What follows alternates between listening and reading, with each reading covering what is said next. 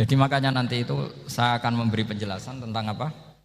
Mukjizatnya Al-Qur'an, kenapa disebut mukjizat paling dasar. Ini saya bacakan tag pokoknya ya supaya sampean tahu. Ini tabaruk sama Imam Bukhari ya. Redaksi yang diriwayatkan Imam Bukhari, qala Nabi sallallahu alaihi wasallam. Ini ikut kitab Fadhailil Quran. Ma minal anbiya'i nabiyyun illa u'tiya minal ayat ma misluhu amana alaihil bashar. Wa inna ma kana alladhi utituhu wahyan awhahu wa ilayya fa arju an akuna aktsarahum tabi'an yaumal qiyamah. Jadi semua nabi punya mukjizat, yang lewat mukjizat itu orang dipaksa iman. Karena dahsyat tadi. Saking dahsyatnya terus cocok tidak cocok itu percaya. Tapi kata Rasulullah, mukjizat saya itu berupa wahyu yaitu Al-Qur'an, dan saya berharap dengan mukjizat itu saya adalah nabi paling banyak pengaruhnya yaumal qiyamah, maknanya paling banyak orang yang iman. Terus di sini dikomentari oleh sarehnya ya, oleh penyarahnya yaitu Ibnu Hajar Al-Asqalani. Ya saya baca Arabnya saja. Sama harus pura-pura paham jadi keren. Jangan minta saya terjemah nanti harus pura-pura paham. Bagus kok, mantas sabahabi qaumin fahuwa minhum. Jadi bergaya orang kaya ya dikira apa? Kaya, bergaya ulama ya dikira apa? Ulama. Nanti bergaya wali juga dikira wali. Saya baca ya, ini luar biasa menurut saya. Al makna annal mu'jizati al madiyata kanat khissiyatan tusyahadu bil absor kana qoti soleh wa asa Musa. Wa mu'jizatul Qur'ani tusyahadu bil basirah. Jadi kayak tadi, kedahsyatan tongkat Musa itu karena apa? Laut kok bisa dibelah sebuah tongkat? Itu aneh. Kalau maknanya aneh adalah di luar kemampuan manusia, nyamuk lebih aneh. Kayak apa susahnya bikin organ apa? Nyamuk yang sekecil itu. Artinya bedanya apa? Tongkatnya Nabi Musa dengan pertunjukan nyamuk yang sama-sama mengarah satu titik, yaitu mengakui absolutisme kudrahnya Allah Subhanahu. Sama enggak? Sama. Sehingga umatnya Rasulullah tidak perlu ditunggoni mukjizat simsalabim. Cukup penalaran akal. Ini namanya basirah apa? Basirah. Ya jelas ya. Mohon sampean ra usah kepen roh tokate Nabi Musa toh. Cekap melihat apa? Nyamuk. Ya sudah bagus, sudah maju, sudah keren. Ya jelas ya. Li'annal ladzi yusyahadu bi'ainir ra'si yang qaridu binqiradi musyahidihi walladzi yusyahadu bi'ainil aqli baqin yusyahiduhu kullu man jaa ba'dal awwali mustamirron. Sesuatu yang dipertontonkan lewat sesuatu yang fisik kayak tongkat Nabi Musa, itu yang percaya langsung tentu yang melihat. Setelah itu ada yang percaya, ada yang enggak. Bisa saja itu hoax, bisa saja macam-macam. Tentu yang enggak percaya tentu salah ya, kita sepakat. Tapi tetap saja yang enggak menyaksikan itu bisa saja enggak percaya. Paham ya? Tapi logika kedahsyatan nyamuk, siapapun yang punya nalar percaya. Artinya giringan Al-Quran untuk melihat mukjizat itu kedahsyatan Allah bikin nyamuk itu abadi ila yaumil kiamah. Dan siapapun yang waras akan ikrar dan tetap menyaksikan. Karena insya Allah ada nyamuk terus ila yaumil kiamah. Itu kan teman tidur kita, paham? Makanya kamu kompromi dengan nyamuk. Sekali-kali jangan dicablek. Ini ayatnya Allah. Ya bila perlu dicium, dielus-elus gitu. Karena saya yakin yang hadir di sini andekan melihat tongkatnya Nabi Musa kira-kira dilus-lus enggak? Kira-kira? Andekan loh, kamu punya kesempatan melihat tongkatnya Nabi Musa, gimana? Dilus-elus, dikai mori, dikai kembang 7 taman, ya gitu. Tapi kenapa nyamuk enggak kamu begitukan? Toh sama-sama ini ayatnya Allah yang luar biasa. Makanya ini ngaji di sini saya ulang lagi, sama enggak perlu merasa punya hak adami sama saya, karena saya memang buyut saya kandung itu orang Gamaran, namanya Mbah Hafsah. Hafsah itu binti Maksum bin Soleh bin Asnawi Sepuh. Jadi saya ini termasuk turunan beliau yang keluar dari Kudus di Rembang. Karena mbah saya kandung itu sepupunya Mbah Sahal, ya sama Mbah Sahal, ibunya Badiah ya putrinya Mbah Hafsah ini. Kalau ibu saya namanya Sofiyah, ya putrinya Mbak Hafsah ini. Jadi kenapa saya cerita ini ya memang Quran sudah terang-terangan ngendikan dzurriyatam ba'duha napa mim ba'd. Jadi kekuatan dzurriyah itu luar biasa. Jadi kita menjaga harkat dan martabat para leluhur supaya ilmu ini terjaga. Jangan marisi gayane tok, bae alim terus putune pedita-pediti gak alim terus gak keren, menurut saya itu malu gitu. Jadi marisi itu ya kalau putunya orang alim ya alimnya, jangan marisi mulyane. Engko ora alim terus mulya tok gelem dicucup itu gak keren menurut saya. Niru alimnya dulu baru sama-sama dicucup itu baru betul, paham ya? Jadi ada aturannya lah. Saya teruskan. Sehingga Quran kalau menggiring mukjizat, ketika Rasulullah SAW dituntut kafir Mekah, kita tahu kan mereka nuntut apa misalnya?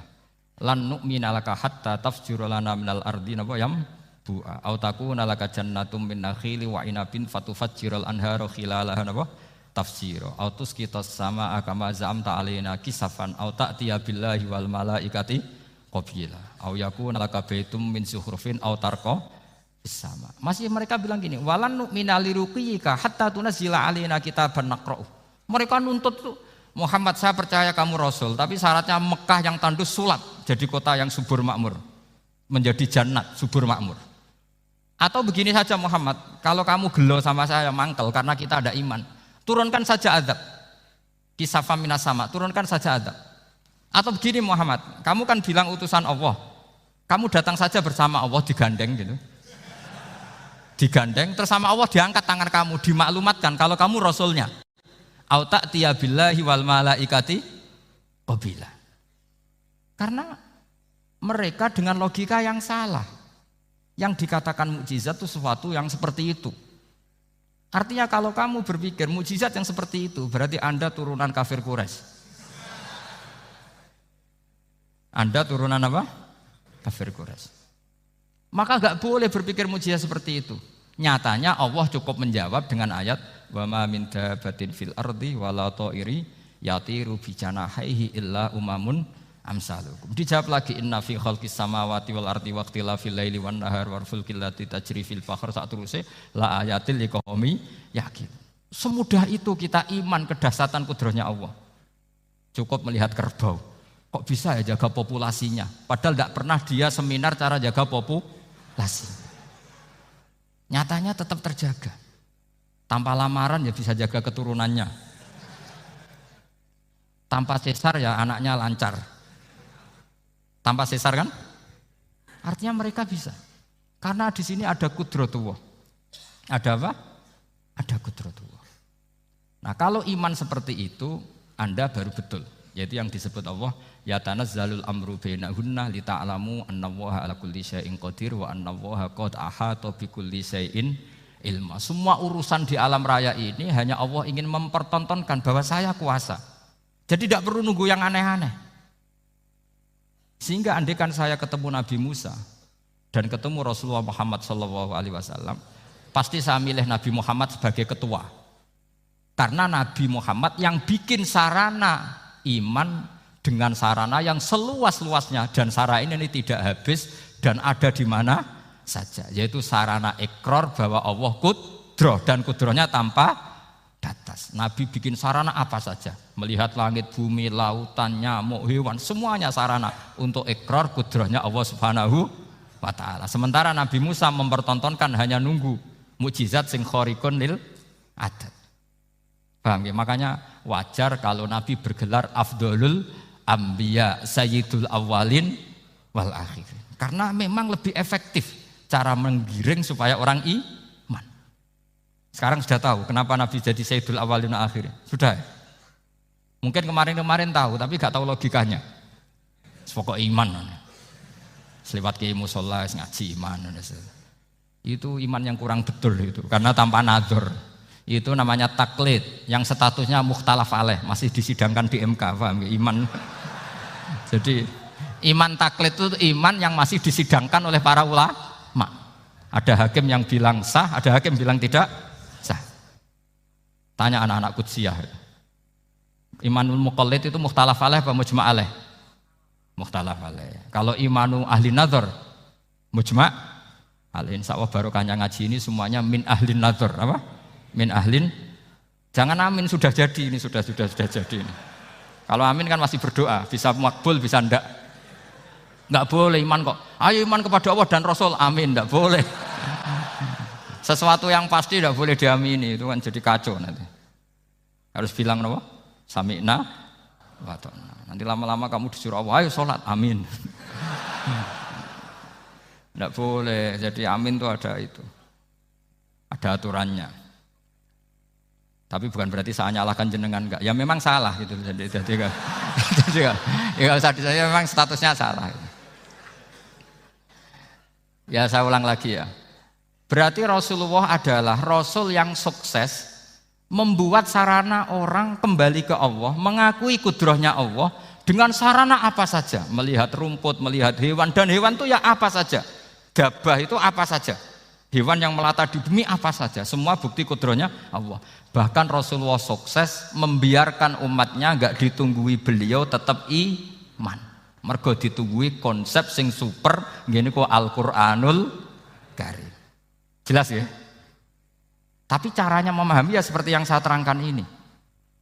Ya saya baca lagi ya yang jadi annal mu'jizati pakai jama' muannas salim, annal mu'jizati al-madiyata, mukjizat-mukjizat yang sudah kelewat itu kanat khisiatan, bersifat fisik.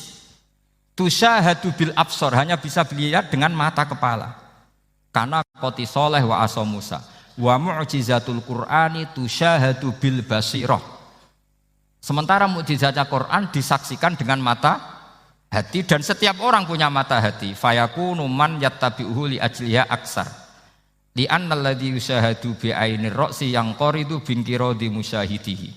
Walladzi yusyahadu bi ainil aqli baqin yusyahiduhu kullu man jaa ba'dal awal mustamirron. Sesuatu yang dilihat dengan mata kepala, setelah para saksi ini meninggal, maka setelahnya mencari-cari, bisa percaya, bisa enggak. Tapi mukjizat yang disaksikan mata hati, siapapun percaya dan sampai ila yaumil kiamah. Dan tentu Quran lebih unggul dalam hal ini. Dan insya Allah kita semua adalah ahli Quran. Yaitu harus punya kesimpulan falamma tabayyana lahu qala a'lamu annallaha ala kulli syai'in qadir. Sebagian ayat wa lita'lamu annallaha ala kulli syai'in qadir wa annallaha qad ahata bi kulli syai'in ilma. Itu kenapa mukjizat Al-Qur'an dasar. Itu yang gampang-gampang ya, melihat nyamuk, unta, kerbau itu yang gampang. Anda tak naikkan kelas sedikit menjadi agak ilmiah. Misalnya begini, kamu ahli falak. Misalnya kamu ahli falak, misalnya kayak Batu Rehan ya. Itu pasti tahu kalau matahari dan rembulan dibikin Allah itu asyamsu wal qamaru bi husban. Bahwa matahari dan rembulan dibikin ini untuk hisab. Walladzi ja'ala syamsa diya'a wal qamara nura wa qaddarahu manazila li ta'lamu 'adadas sinina wal hisab. Sehingga ketika ternyata betul samsiyah bisa dihitung menjadi tahun samsiyah. Yang oleh bahasa milenial disebut Masihiyah. Sayyidina Umar agak tersinggung. Sebetulnya yang namanya hisab itu tidak ada hubungannya dengan Masehi dan Hijriyah, itu tidak ada. Semua berdasar matahari atau apa? Rembulan. Lah sialnya yang samsiyah ini oleh bahasa internasional disebut apa? Masihiyah. Makanya Sayyidina Umar marah terus bilang ya sudah kalau gitu Qamariyah bikin apa? Hijriyah. Jadi itu sebenarnya nama politik. Sebetulnya kalau objektif yang jadi ukuran ya Samsiyah sama Qamariyah. Berhubung ini sudah diambil tetangga, partai sebelah, akhirnya ya kira-kira gitu. Jadi kira-kira seperti itu. Akhirnya kita namanya apa? Hijriyah, apa Samsiyah sama apa? Hijriyah. Sebetulnya yang asli ya Samsiyah, Qamariyah. Tapi nggak apa-apa lah. Dunia itu mesti ada politiknya. Lah yang repot orang-orang fanatik hukum pakai bahasa nasional, itu repot. Jadi misalnya kematian Yesus Kristus, itu mesti Batu Rehan kan nggak percaya. Akhirnya ditambahi kematian Sibeh. Karena kalau bilang iya kan percaya, makanya ditambahi apa? Sibeh. Karena menurut orang Islam berkeyakinan Nabi Isa itu nggak terbunuh, maka ditambahi apa? Sibeh. Saya dulu pernah usul, karena beliau itu kalau manggil bahasa itu bude, jadi saya pernah sowan usul. Mbok ditulis gini saja, Mbah. Kematian Yesus dalam kurung katanya. Tapi mungkin terlalu vulgar ya, jadi akhirnya dibikin apa? Sibeh ya? Di kalender Kudus kan apa? Sibeh ya, ditambahi Sibeh. Ya nggak apa-apa lah, yang penting keyakinannya masih benar gitu. Jadi masih benar. Kalau usulan saya terlalu ekstrim, masa dikasih apa? Katanya. Ya karena memang begitu kan, kita berkeyakinan Nabi Isa itu gak terbunuh. Wa ma qataluhu wa ma sholabuhu walakin syubbihalahu. Jadi ini saya teruskan, ini paling masih seperempat jam ini. Kalau kelamaan sampai dolim itu ganggu kiai lama-lama gitu. Saya tadi sudah bilang sama panitia, orang Indonesia itu gak sopan. Kalau suka kiai itu didatangkan, itu agak masalah sebetulnya. Dalam etika itu masalah. Kalau seneng kiai ya sowan ngaji, jangan sowan di dalam, itu ganggu ya, sowan ngaji saja. Dulu Imam Malik itu anaknya raja itu, Imam Malik itu seangkatan dengan Harun Ar-Rasyid. Makanya jangan berharap kalau saya gampang diundang. Bukan karena saya sombong, memang etikanya seperti itu. Jadi Imam Malik diminta datang ke istana untuk ngajar anak-anaknya Harun apa? Ar-Rasyid. Masyhur Imam Malik tersinggung terus kata bilang, al ilmu yu'ta la ya'ti. Ilmu itu disowani bukan sowan. Akhirnya Harun Ar-Rasyid minta anak-anaknya datang ngaji ke Imam Malik. Itu anak presiden. Imam Malik berani, al ilmu yu'ta la ya'ti. Tapi kalian beruntung karena saya hormat sama mbah-mbah saya di sini. Wong makom buyut saya itu ya berarti apa ya? Selatannya makamnya Sayyid Ja'far Shadiq itu di situ kan ada makamnya Mbah Soleh, Mbah Maksum, itu mbah-mbah saya. Nah, makanya dulu saya ngaji di sini lama di Damaran itu. Maksudnya lama itu ya mungkin setahun. Karena saya memang mulai kecil di Sarang, sampai sekarang saya masih ngajar di Sarang. Tapi dulu cukup ya, karena saya kesini sudah hafal Quran, jadi hanya setor setiap hari satu juz, jadi cepat lah. Saya tidak punya masalah ingatan, alhamdulillah, jadi cepat hafal. Saya terangkan lagi ya, ini penting ya, masalah mukjizatnya Quran. Selama ini orang tuh mau bilang tok, mukjizatnya Quran itu dahsyat, tapi nggak bisa menerangkan, itu masalah. Makanya kita harus bisa menerangkan mukjizatnya Al-Quran dahsyat itu apanya. Yaitu tadi, tongkatnya Nabi Musa hanya disaksikan oleh orang yang di era itu. Toh tujuannya mukjizat adalah diakui kemudian orang menjadi iman. Lalu Rasulullah SAW beliau sudah intaqala ila rafiqil a'la. Tapi konsepnya Quran menjadikan orang yang enggak ditunggui beliau tetap iman ila yaumil kiamah. Itu yang maksud fa'arju an akuna aktsarahum tabi'an yaumal kiamah. Mukjizat saya itu cukup Quran kata Nabi, dan dengan mukjizat itu orang akan iman ila yaumil kiamah. Caranya seperti ini. Karena tadi sedahsyat-dahsyatnya mukjizat, tujuan utama orang terdikte supaya ikrar ngakui kudrohnya Allah. Lah ngono kok ngenteni tongkat sakti lah opo? Cukup deloknya mau. Paham nggih? Jelas ya? Alhamdulillah, mau naik kelas ini sudah benar ini sudah benar. Terus kedua begini, kedahsyatan Quran lagi. Quran itu bisa merunut, mentartibkan logika. Bahkan logika ini logika yang universal. Siapa saja merasakan logika itu. Misalnya begini. Dulu orang kafir itu punya Tuhan banyak. Tentu yang dipertuhankan ya mana? Yang dipertuhankan itu banyak. Karena pikiran mereka urusan banyak, problem banyak, ya Tuhannya harus banyak. Ada BPKB 3D kan, istri cerewet, macam-macam lah itu kan.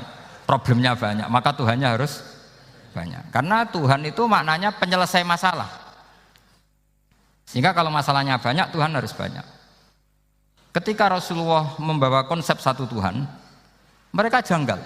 Makanya mereka bilang, aja'alal alihata ilaha wahida inna hadza lasyai'un ujab. Masa Tuhan satu? Ini aneh, nggak bisa. Tuhan harus banyak, karena masalah kita banyak. Itu terpatri, di otak mereka terpatri. Lalu Nabi dengan santai diajari Allah menerangkan. Andaikan kalian punya majikan banyak dan perintahnya beda-beda, kamu suka enggak? Ya enggak suka, Mat, enggak enak. Punya majikan banyak itu udah enak. Milih mana majikan banyak sama satu? Satu aja, Mat. Tuhan kamu adalah majikan kamu. Kalau banyak kamu bingung. Ya, Mat, satu aja, Mat. Itu segampang itu. Jadi menggiring, Tuhan itu kan bos kita, tuan kita. Kalau banyak berarti yang memerintah kita banyak, dan bisa konflik bos-bos kita ini karena berebut anak buah tadi. Akhirnya mereka, kalau kamu punya majikan banyak dan perintahnya beda-beda, semuanya minta dilayani, kamu pusing enggak? Ya pusing, Mat. Minta mana majikan banyak sama satu? Satu saja, Muhammad. Ya Tuhan kamu adalah atasan kamu, maka harus satu. Mereka paham. Oke, Mat, Tuhan satu. Itu yang dimaksud dorobawaw matalar rojulan fihi syuraka umutasyakisuna wa rojulan salamal lirojul hal yastawiyani masalah. Langsung alhamdulillah. Karena mereka yang paling bodoh pun paham dengan logika itu, paham. Kalau Tuhan banyak, perintahnya banyak, kita repot. Maka Allah bikin satu masalan, yaitu rojulan fihi syuraka umutasyakisuna wa rojulan salamal lirojul. Satu lelaki, satu bos, satu perintah. Kayak apa mudahnya Allah. Kemudian mereka tetap menuhankan Lata, Hubal, dan Uzza. Karena mereka dipertuhankan. Sebenarnya enggak pernah Tuhan, tapi dipertuhankan. Allah memberi contoh itu sederhana sekali. Wa daraballahu mathalar rajulaini ahaduhuma abkam la yaqdiru ala syai'in wa huwa kallun ala maulah aina ma yuwajjihu la ya'ti bi khair hal yastawi huwa may ya'muru bil adl. Kata Rasulullah, Lata itu menurut kamu apa? Ya Tuhan kami. Muhammad, Hubal ya Tuhan kami. Uzzah ya Tuhan kami. Lalu kalau mereka kotor ya saya mandikan. Kalau hidungnya coplok ya saya tata. Terus kata Rasulullah begini, kamu mau enggak punya budak atau pembantu yang buta, tuli, bisu? Kamu mau enggak punya pembantu loh ya, pembantu itu budak zaman dulu. Kamu mau enggak punya pembantu yang buta, yang tuli, yang bisu? Wah gak doyan, Mat. Nggo apa pembantu ngono iki? Lah pembantu saja kamu enggak mau yang gitu, kok malah punya bos begitu? Orang yang tuli, yang bisu, yang kopok, jadi pembantu saja enggak layak, kok malah jadi pangeran. Paham ya? Arca dan berhala itu kan enggak bisa apa-apa. Kamu mau gaji ngasih THR pembantu yang kopok, bisu, picek? Mau? Wong jadi pembantu saja enggak sah, kok mau jadi apa? Tuhan atau jadi majikan? Jadi Allah bikin contoh gampang sekali. Wa daraballahu mathalar rajulaini ahaduma abkam la yaqdiru ala syai'in. Enggak bisa apa saja. Wa huwa kallun ala maulah, anane ngrepoti tok. Ainama yuwajjihu la ya'ti bi khair. Mudah sekali. Akhirnya mereka berbondong-bondong iman. Karena logikanya ditata oleh logika Al-Quran. Makanya agama ini sebenarnya enggak pernah datang dengan kekerasan, itu enggak pernah. Bil hujjah, dengan argumentasi. Itu disebut qul falillahil hujjatul balighah. Nah sekarang orang rapati soal argumentasi, senengane neror. Nah, itu rapati ngaji. Sebenarnya agama ini mudah. Ad-dinu yusrun, agama ini mudah, logikanya gampang. Untuk tidak menuhankan Yesus atau Isa, Quran juga datang dengan penjelasan yang enggak jelimet, yang gampang saja. Kata Allah, mal masihu ibnu maryam illa rasul qad khalas min qablihir rusul wa ummuhu siddiqah kana yakulanit. Kok arani pangeran piye? Nek mangan ya lesu. Kamu kebayang enggak misalnya punya Tuhan terus mbok gratisi pas marung. Terus kamu bangga, alhamdulillah tadi habis ngratisi Tuhan. Tadi kelihatannya kelaparan, tak gratisi, senangnya bukan main. Kamu mau punya Tuhan yang seperti itu? Mau? Enggak mau kan? Allah menjelaskan karena yakulanit kuduyan sego, artinya nak orang mangan yo lemes. Pas kamu minta ternyata Tuhannya baru lemes. Jadi Quran itu tidak sinis enggak, tapi menggiring logika bahwa ini tidak mungkin Tuhan. Wong kana yakulanit gampang kan? Itu gampang. Gampang sekali, logika Quran itu gampang sekali. Dan masalahnya kita sekarang tidak mengkaji Quran yang sisi ini. Ya termasuk kritik kita ya, tapi ya sudahlah, ini dunia ya macam-macam. Ono sing ngaramno lomba, ono sing mendukung lomba, macam-macam. Saya tidak dalam posisi mendukung dan menolak. Saya 0-0, jadi tidak ke kanan tidak ke kiri dalam konteks tadi. Karena ya sudahlah, itu sudah takdir, semuanya takdir. Ada yang setuju lomba, ada yang mengharamkan apa? Lomba. Tapi sebetulnya kalau kita berpikir Quran diturunkan ya untuk yang saya terangkan ini, menjaga logika agama al-hujjah al-balighah ila yaumil qiyamah. Karena kita tidak perlu tongkat lagi Nabi Musa, enggak perlu ontanya Nabi Soleh. Cukup dikawal aturan-aturan iman yang cukup mudah dan kita temukan di mana saja ayat-ayat itu. Yaitu wa ma min dabatin fil ardi wala ta'iri yatiru bi janahihi illa umamun amsalukum, atau inna fi khalqis samawati wal ardi, dan seterusnya. Dan cara berpikir gimana Gus? Gampang tadi. Kalau tongkat Nabi Musa membelah laut adalah hal yang kita tidak mampu. Memangnya kita mampu bikin langit bumi? Tidak mampu kan? Berarti ini sudah cukup menjadi ayat kekuasaannya Allah. Jelas kan? Maka mukjizat Quran ini mengawal umatnya Rasulullah SAW ila yaumil qiyamah dengan logika seperti itu. Saya ulang lagi, dengan logika seperti itu. Maka ulama enggak boleh berhenti seperti saya ngomong terus seperti ini. Makanya ngendikane Allah, lam yakunil ladzina kafaru min ahlil kitabi wal musyrikina munfakina hatta ta'tiyahumul bayyinah. Bayyinah itu apa? Rasulun minallah yatslu suhufam mutahharah. Orang kafir semuanya kata Allah, baik berkategori kafir musyrik maupun kafir ahli kitab, itu tidak akan tercerabut dari akar kesalahan mereka, dari cara berpikir mereka, hatta ta'tiyahumul bayyinah, sehingga datang satu kejelasan yang jelas welo-welo. Itu apa? Rasulun minallah yatslu suhufam mutahharah, yaitu rasulnya Allah yang membaca sahifah-sahifah suci, maknanya Al-Qur'an. Untuk menafikan ketuhanan berhala, ketuhanan Yesus, kita cukup dengan konsep Quran. Kayak tadi kana yakulanit, termasuk untuk menafikan Tuhan balita, paham ya? Tuhan apa? Fir'aun. Ini contoh terakhir, sampean siap-siap saja selesai. Karena saya memang mau selesai ini, bukan guyon, memang mau selesai. Karena menurut saya mukjizatnya Quran itu jelas. Jadi diterangkan seperempat jam ya jelas, 10 menit ya jelas. Kalau kamu butuh lama, berarti kamu menyaksikan kejelasan Al-Quran. Dan itu kriminal besar itu. Kalau nggak boleh dibahasakan murtad besar, ya kriminal apa besar. Nggak, ini nggak guyon, betul itu. Saya tadi mau nyontohkan apa tadi? Tuhan balita ya. Fir'aun itu berdebat sama Nabi Musa. Singkat debat begini, kalau nggak salah di Juz 19, kalau nggak salah di surat Syu'ara. Dicari sendirilah. Pertama ditanya gini, Musa kamu kesini ada apa? Ya bawa konsep Tuhan.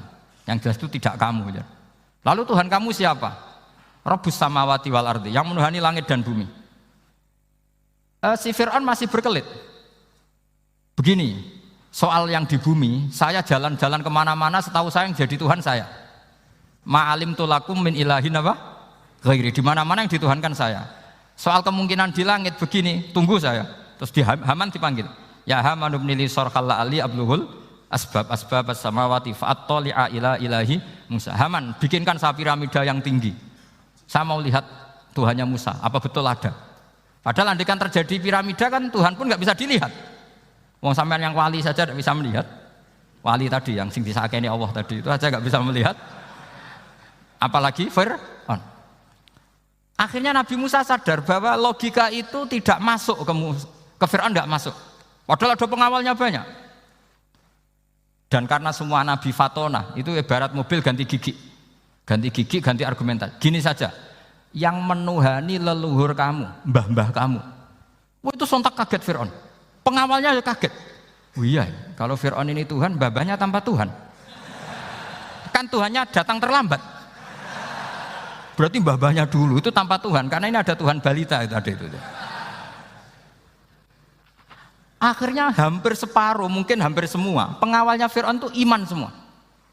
Meskipun yaktumu imanahu, ini yang diceritakan Quran, wa qala rajulun mu'minun min ali fir'auna yaktumu iman. Karena runtuh, semua logika Fir'aun sebagai Tuhan itu runtuh. Hanya dengan logika, kalau kamu Tuhan, lalu mbah kamu Tuhannya siapa? Fir'aun mangkel. Wah bahaya logika Musa, tangkap Musa, udah gak debat lagi. Kayak apa mudahnya logika Quran untuk menafikan ketidaktuhanan Fir'aun. Yaitu mengatakan Rabbukum wa Rabbu abaikumul awwali. Karena dikatakan Tuhan langit, Fir'aun masih berkelit. Nanti dulu saya mau bikin piramida, mau saya lihat ada enggak Tuhan kamu. Nabi Musa langsung genti gigi yang nuhani mbah-mbah kamu. Orang kan masih pikir, ini kalau Tuhan betul, lalu orang-orang dulu Tuhannya siapa? Kan Tuhannya datang terlambat. Nah itu lagi-lagi, dan kita baca Quran itu ila yaumil kiamah. Makanya tidak ada umatnya Rasulullah SAW kemudian imannya itu ada syak, nggak ada sama sekali. Karena dzalikal kitabu la raiba fihi mir rabbil alamin. Nggih, mun cekap nggih. Mumpun gampang nih. Masalah sampean kalau masalah. Jadi karena kebenaran Quran itu adhar wa adhar, sangat jelas. Sehingga nggak perlu butuh orasinya saya. Sebenarnya nggak perlu. Saya yakin, sampean sebelum saya terangkan ya sudah iman, sudah betul. Ini kan akal-akalan saja saya dimanfaatkan. Ya. Karena ya menurut saya itu ya sudah adharu min samsi dzahira kalau dalam bahasa Arab. Kebenaran sejati itu lebih jelas ketimbang matahari di siang hari. Karena ya tadi logika. Ya saya tambah satu contoh lagi, semoga ini selesai betul. Kemudian Quran misalnya gini, sampean tak bedai. Kamu bisa melihat itu karena apa? Ini misalnya apa? Kertas yang saya bawa ini kan kuning. Kamu bisa melihat itu karena apa? Mata kan? Nah itu masalah. Karena melihat kamu dengan mata, sekali ini tak tutupi, kamu tidak tahu. Atau kamu jauh menjadi tidak tahu. Karena mata bisa terhalangi oleh jauh atau tertutupi. Beda dengan Allah. Allah itu kalau merumuskan tahu itu bukan karena melihat, karena menciptakan. Makanya Allah bilang, ala ya'lamu man khalaqa. Apakah tidak tahu orang yang membuat? Misalnya ini, kertas ini kuning. Sama saya tak tutup begini. Kemudian kitab ini tak tinggal, saya datang ke Jakarta. Saya tetap tahu enggak kalau dalam ini ada kertas kuning? Tahu, karena saya yang menciptakan. Paham ya? Kamu bangun satu bangunan, di dalamnya ada besi ukuran sekian. Di situ kamu menyimpan emas 0,5 kilo. Setelah kamu pergi kemana-mana masih tahu enggak? Tahu, karena kamu yang menciptakan. Sehingga ketika kita janggal, masa Allah pirsa semua alam ini? Logikanya gampang, masa yang bikin tidak tahu. Makanya Allah bilang ala ya'lamu man khalaqa. Paham ya? Jadi gampang sekali. Mukjizatnya Quran itu gampang sekali. Nek ora kebangetan gitu. Ampun nggih, Al-Fatihah.